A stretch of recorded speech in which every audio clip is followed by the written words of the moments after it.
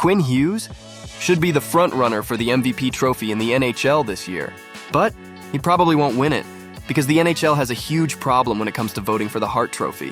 If you had to guess, how many defensemen would you guess have won the league's MVP trophy in the past 80 years?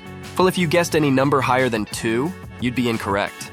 That's right, only 2 defensemen have won the Hart Trophy since World War II. But I think Quinn Hughes has an undeniable case to be the league's most valuable player so far this season. With Hughes on the ice, the Canucks are one of the best teams in the entire league. But without him, they're not very different from a lottery team. And I'm not exaggerating. Look at these 2 sets of underlying metrics.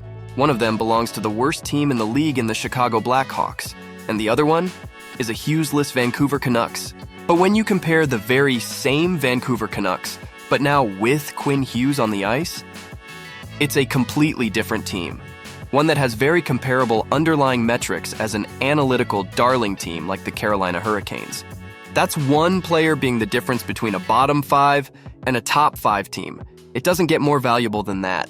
And to be completely honest, I don't see any other player having that sort of impact on their team as of now. And we can discuss this objectively by looking at each of the Hart Trophy favorites and compare the performance of their teams both with and without them. For reference, here's the Canucks stats once again, both with and without Quinn Hughes at 5-on-5. And here's Colorado with Nathan MacKinnon. And here's Colorado without him. Here's Kaprizov, who's been the brightest star on the Minnesota Wild this season.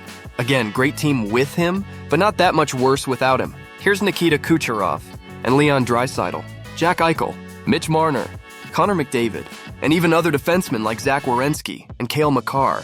Quinn Hughes is far and away the single most valuable player to his team's success so far this season.